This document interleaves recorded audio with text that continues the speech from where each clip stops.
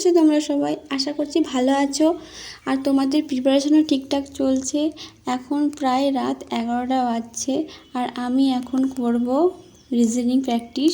আজ সারাদিন অনেক কাজের পর আবারও পড়তে বসে পড়েছি। শরীর ক্লান্ত লাগছে কিন্তু স্বপ্নগুলো এখনও জেগে আছে, তাই বেশি এখন এমনিতেই পরীক্ষার ডেট দিয়ে দিয়েছে, মানে টাইম নষ্ট করা যাবে না। যে চারিদিকটা পুরো শান্ত হয়ে আছে, সবাই ঘুমিয়ে পড়েছে, হয়তো কেউ ঘুমানোর জন্য প্রস্তুতি নিচ্ছে আর আমি পড়তে বসেছি। অনেকেই রাত জেগে পড়ে, আমি আগে রাত জেগে খুব পড়তাম, মানে শরীর খারাপ করতো রাত জেগে পড়লে, ওই জন্য রাত জেগে তেমন একটা পড়ি না। অনেকেই বলতো রাতে পড়া নাকি ভালো, চারিদিকটা শান্ত থাকে, পড়তে ভালো লাগে, মানে পড়া ভালো মনে থাকে। এটা একটা ঠিকই বলেছে, কারণ দিনের বেলায় যতই ঘরের ভেতরে পড় চারিদিক থেকে আওয়াজ কানে আসেই, আর রাতের বেলায় সব দিক শান্ত থাকে, পড়তে ভালো লাগে, মনোযোগ লাগে।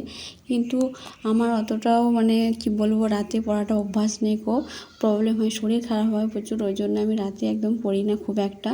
সামনেই তো রেলের গ্রুপ ডি এক্সাম আছে আর আমারও এদিকে ইউনিভার্সিটির এক্সাম ডেট মানে আউট করে দিয়েছে। 21 জুলাই 21 তারিখ থেকে এক্সাম, আর 14 তারিখে আবার ইন্টারনাল আছে। তো এখনও কিছু ঠিকমতো রেডি করতে পারিনি, দুদিক থেকে চাপ হয়ে গেছে। আবার আমাদের কিছু টার্ম পেপার আছে, সেগুলো আবার কমিউনিটি পেপার আছে, সেগুলো এখনও রেডি করা হয়নি। কবে কী করবো বুঝতে পারছি না, অনেক চাপেই আছি।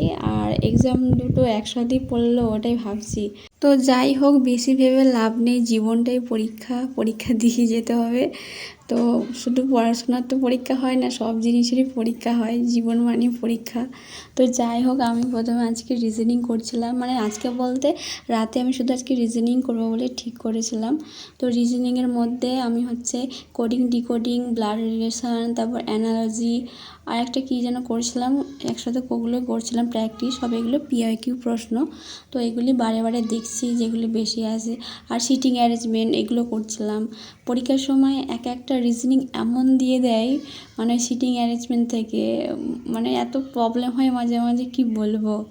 তো যাই হোক, এগুলো রিজনিংগুলো কমপ্লিট করে তখন প্রায় বেজে গেছে 12:30 দিয়ে। তারপর আমার আবার টিউশনের এক্সাম নিয়েছিলাম, এখন ওদেরও সামনে এক্সাম, ওখানেও চাপ চলছে, ওদের সামনে এক্সাম, ওদের পরীক্ষা নিতে হচ্ছে, কোশ্চেন তৈরি করতে হচ্ছে, ওখানেও কিছুটা সময় যাচ্ছে।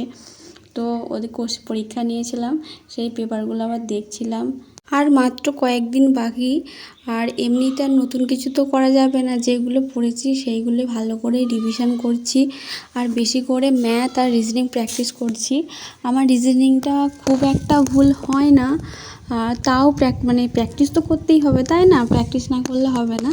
আর ম্যাথটা একটু প্রবলেম হয়, মানে ইজি ম্যাথেই মানে এমন হয়ে যায় এক্সাম হলে তখন আর করতে পারি না তাড়াহুড়ো করে। আমি ঠিক টাইম ম্যানেজমেন্টটা বাড়িতে মক টেস্ট দিই, ঠিক হয়ে যায়, মানে মেনটেন করে ফেলি, কিন্তু পরীক্ষার হলে আমার এত পরিমাণে প্রবলেম হয় টাইমের, তাই বেশি করে মক টেস্ট দেওয়ার চেষ্টা করি। আর মক টেস্ট তো এমনি দিলে হবে না, ওটাকে আবার যেগুলো ভুল হচ্ছে অ্যানালাইসিস করতে হবে, নাহলে মক টেস্ট দেওয়াটা মানে বৃথা। যেগুলো ভুল হচ্ছে সেগুলো আবার যদি ভালো করে না দেখি কোথায় কি ভুল হলো, তো ওই জন্য এখন বেশি করে মক টেস্ট দিতে হবে। আজকে রিজনিংয়ে যে 4টে টপিক প্র্যাকটিস করলাম, তার মধ্যে আমার কোডিং, ডিকোডিং আর সিটিং অ্যারেঞ্জমেন্টই ভুল হয়েছে। তো ওইখানতে ভালো করে আরও করছিলাম ওইগুলো বেশি করে। আর এমনি ব্লাড রিলেশন আর একটা কী করছিলাম মনে নেই, ব্লাড রিলেশন থেকে কোনো প্রবলেম হয়নি। যাই হোক, ভুল হবে ঠিক হবে, এভাবে এগোতে হবে। তো রিজনিং প্র্যাকটিস করার পর ওদের খাতাগুলো দেখা কমপ্লিট হয়ে গেছে, এখন প্রায় 1টা বেজে গেছে। তো যাই হোক, আজকে স্টাডি সেশন এখানেই শেষ করছি। ভিডিওটা ভালো লাগলে অবশ্যই একটা লাইক করে দিও, পারলে একটা কমেন্টও করে দিও। তো দেখা হবে পরের স্টাডি ব্লগে। ততদিন ভালো থেকো, সুস্থ থেকো এবং নিজের স্বপ্নের জন্য লড়াই করতে থাকো। All the best, tata.